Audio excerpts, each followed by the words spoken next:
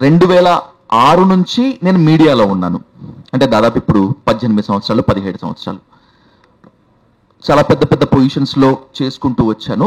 నాకు ఎదురైనటువంటి 2-3 ఘటనలు కులం ఏంటి, కులం దాని తాలూకు గాయాలు ఏంటో అని మాత్రమే చెప్తాను. ఫస్ట్ నా వ్యక్తిగత నుంచే స్టార్ట్ చేస్తాను. నా కులం, నేను ఎస్సీ మాల, నా భార్య ఎస్సీ మాదిగ. మేము ప్రేమించి పెళ్లి చేసుకున్నాం.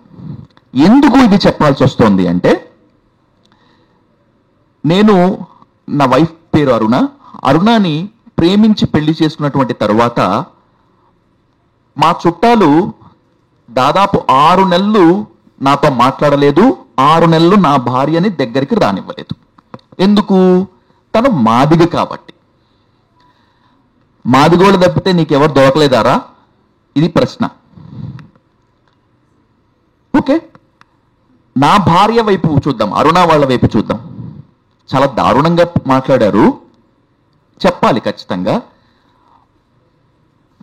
పడుకోకపోయి మాలోడ పక్కలో పడుకుందా, ఇలాగే మాట్లాడారు.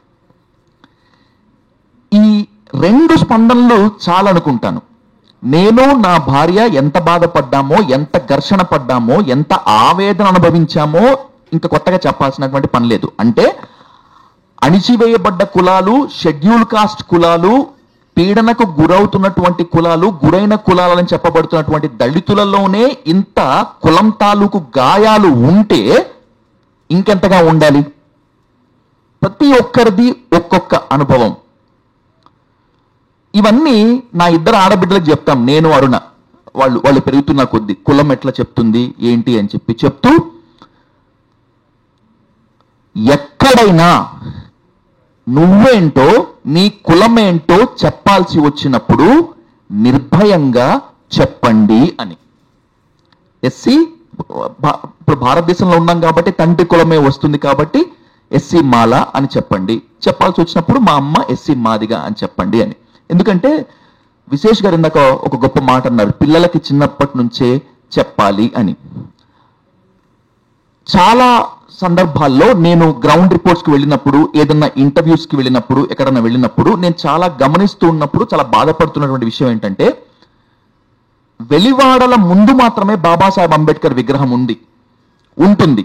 ఆ బాబాసాహెబ్ అంబేద్కర్ విగ్రహం దగ్గరికి వీళ్ళంతా ఎప్పుడు వస్తారంటే డిసెంబర్ 6వ తారీఖు, ఏప్రిల్ 14వ తేదీయో, లేకపోతే ఈ మధ్యలో ఇంకేదైనా ప్రొటెస్టులు జరిగినప్పుడు.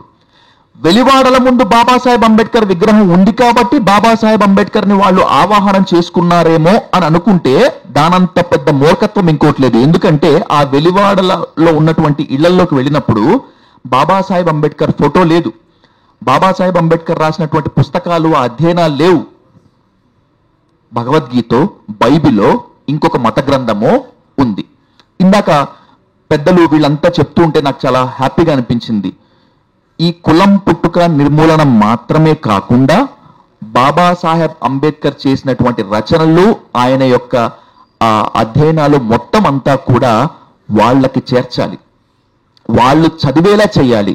అప్పుడే మార్పు అనేటువంటిది సాధ్యమని నమ్ముతాను. ఒక్క ఉదాహరణ చెప్పి నేను ముగిస్తాను. ఇక మీడియాలోకి వచ్చినప్పుడు కులం ఎలా ఉంటుంది అనేటువంటిది. మా ఇంటి పేరు సాధు, సో నన్ను విజయ్ సాధు అని పిలుస్తారు. చాలా మంది ఏమనుకుంటారంటే విజయ్ సాధు అంటే బ్రాహ్మణుడో లేకపోతే ఇంకేదో కులమని అనుకుంటారు. పేరు చెప్పడం బాగుండదులే కానీ ఒక ఆంధ్రప్రదేశ్లో ఇప్పుడు చాలా పెద్ద పొజిషన్లో ఉన్నటువంటి ఒక నేత చాలా మదన పడ్డాడు ఇంటర్వ్యూ జరుగుతూ ఉన్నప్పుడు. ఇంటర్వ్యూ తర్వాత సాధారణంగా కూర్చొని అడిగాడు, విజయ్ ఏంటి మీరు ఎక్కడ బ్రాహ్మణులు అని. నేను అలవాటు అయిపోయిన ప్రశ్న కదా ఇదంతా, కులం తెలుసుకోవడానికి కొత్త ప్రయత్నం ఇదంతే, వీడు మనవడైనా లేకపోతే ఇంకేదని చెప్పి. సార్ నేను బ్రాహ్మణుని కాదు, నేను ఎస్సీ మాల. అవునా, నువ్వు ఎస్సీ మాల, ఇది ఒక ఆయింట్మెంట్ పోతనమాట. నేను పర్లేదు సార్, నేను ఎస్సీ మాలనే. అలా కనిపించరయ్యా మీరు? ఎట్లా కనిపిస్తారు బాస్ ఎస్సీ మాల మాదిగా అంటే? నల్లగా, మీరు మా మీద వేసినటువంటి ముడ్డికి చీపురు లేకపోతే మూతికి ముంత ఇలానే కనిపిస్తామా? మారిపోయింది కదా, మారుతుంది కదా. అంటే ఇట్లా ఇట్లా ఇట్లా ఉంటుంది. అంటే ఎందుకు ఇది చెప్తున్నా అంటే బాబాసాహెబ్ అంబేద్కర్ 2 మాటలు చెప్తారు. భారత రాజ్యాంగం అమల్లోకి వస్తున్నటువంటి టైంలో పార్లమెంట్లో మాట్లాడుతూ, ఈ రోజు నుంచి మరో 200 ఏళ్ల తర్వాత భారతదేశంలో ఏ మూలకైనా వెళ్ళి తల ఎత్తి చూడు, నిన్ను వెక్కిరించేది, వెంటాడేది, వేటాడి వేధించేది కులమే అంటాడు.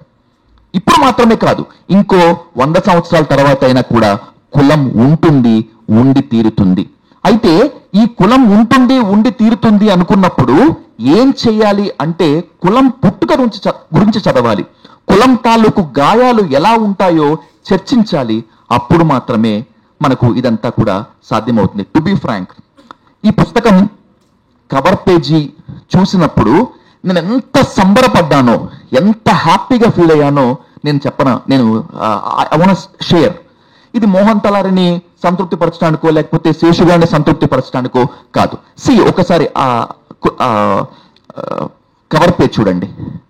ఎక్కడైనా బాబాసాహెబ్ అంబేద్కర్ ఫోటో ఇలా ఉంటుందా? టక్ వేసుకొని, సూట్ వేసుకొని, ప్యాచ్డ్, మేకప్డ్, ఫోటోషాప్ చేసినటువంటి బాబాసాహెబ్ అంబేద్కర్ ఫోటోనే మెజారిటీ దళితుల ఇళ్లలో ఉంటాయి. అంటే అందంగా ఉన్న బాబాసాహెబ్ అంబేద్కర్ మాత్రమే ఉంటాడు. This is accepting reality.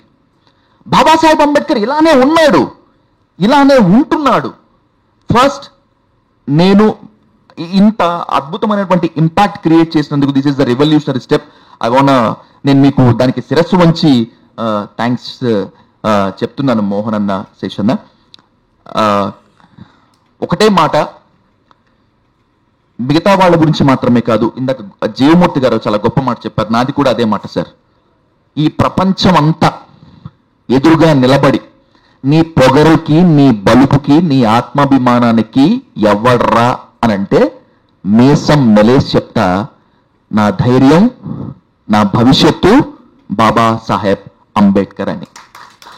ఇది నేను చెప్పటం మాత్రమే కాదు, ఈ రోజు నిలబడి మీ ముందు ఇలా మాట్లాడుతున్నామంటే, ఒక 4 మెతులు తినగలుగుతున్నామంటే, ఈ బట్ట కట్టుకున్నాము అంటే, ఈ రోజు మహిళలు, అన్ని కులాలకు చెందినటువంటి మహిళలు ఈ విధంగా మాట్లాడుతున్నారు అంటే అది బాబాసాహెబ్ అంబేద్కర్ భిక్ష అనేటువంటి పదం మీకు అభ్యంతరం ఉన్నా కూడా I stand on this word. Thank you so much.